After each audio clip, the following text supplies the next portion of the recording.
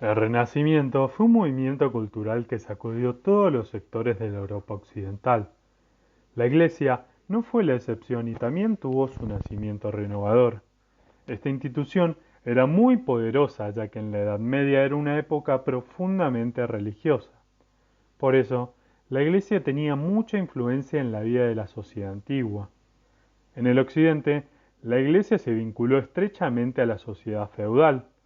Esto llevó a que la Iglesia se convirtiera en sí misma en un gran poder feudal.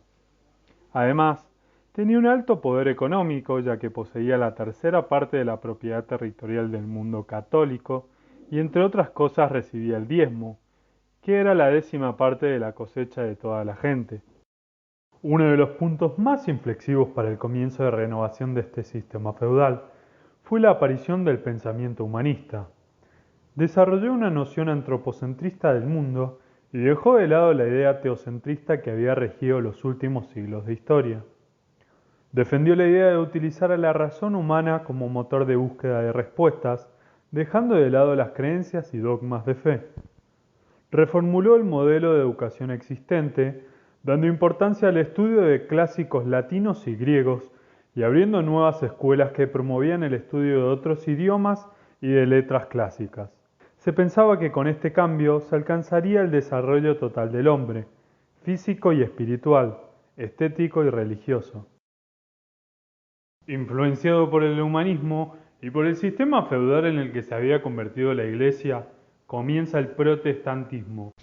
Se conoce como reforma protestante al movimiento religioso dentro del cristianismo, iniciado en el siglo XVI por un monje alemán, Martín Lutero. Fue un acontecimiento de primera magnitud que cambiaría para siempre la historia de Europa.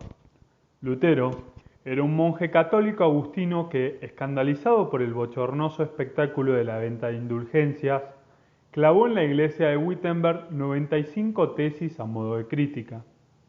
El monje alemán abogaba por volver a los orígenes y todo lo que no estuviese en las sagradas escrituras no podría ser interpretado a voluntad. La Biblia está inspirada directamente por Dios, por consiguiente, para Lutero era la única fuente de autoridad. Esto era bastante peligroso para la Iglesia porque, por ejemplo, el purgatorio no aparece ni en el Antiguo ni en el Nuevo Testamento. Lutero había destapado una de las vergüenzas de la Iglesia y por lo tanto era un incordio. Y en 1521 el Papa León X excomulgó a Lutero.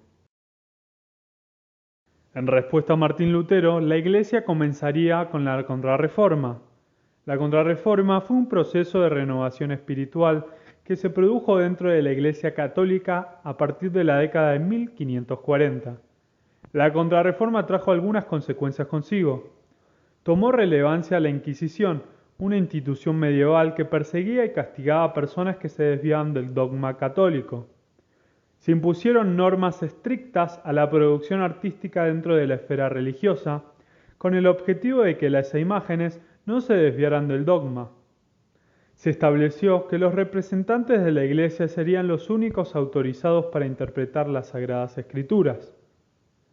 La actitud intransigente de la Iglesia Católica frente al protestantismo, sumada a los intereses políticos de las monarquías reinantes, provocó una serie de conflictos que desviaron en las guerras de religión a lo largo del siglo XVII.